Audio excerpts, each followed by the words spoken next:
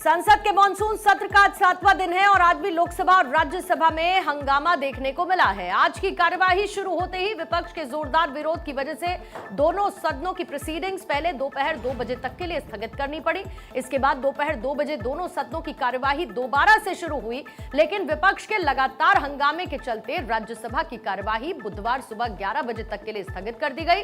तो लोकसभा में दोपहर 2 बजे से public examination prevention of unfair means संशोधन विधेयक 2026 पर चर्चा जारी।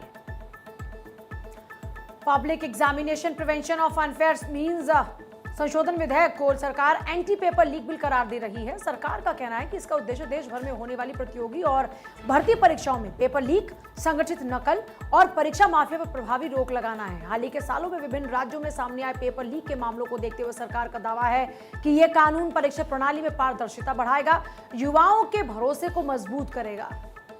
The earlier bill and the amendment today are, in a way, a reaffirmation of this government's deep commitment to safeguard the welfare of the students and the youth of this country.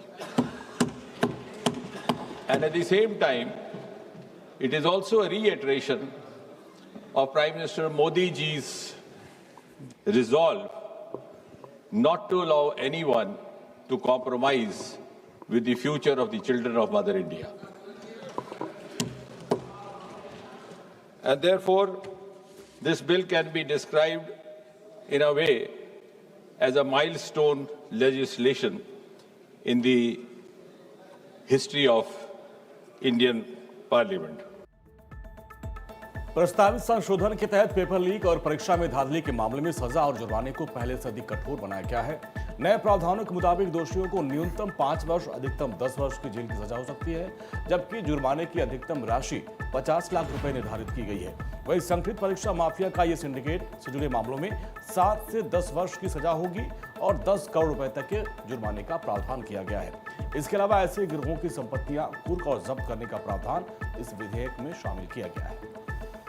विधेयक में जांच और न्यायिक प्रक्रिया को समयबद्ध बनाने पर भी विशेष जोर दिया गया है। नए प्रावधान के तहत पुलिस, सीबीआई और स्पेशल टास्क फोर्स को जांच का अधिकार मिलेगा और जांच 2 महीने के भीतर पूरी करना अनिवार्य होगा। प्रत्येक राज्य में विशेष फास्ट ट्रैक कोर्ट गठित किए जाएंगे, जहां पर रोजाना सुनवाई होगी और चार्जशीट दाखिल होने के 3 महीने के भीतर फैसला सुनाया जाएगा। हाईकोर्ट में अपील के लिए भी समय सीमा तय की गई है। सरकार ने स्पष्ट किया है कि इस कानून का मुख्य निशाना पेपर लीक करने वाले माफिया और संगठित गिरोह होंगे, जबकि सामान्य अभ्यर्थियों को कठोर आपराधिक प्रावधानों के दायरे से बाहर रखा जाएगा।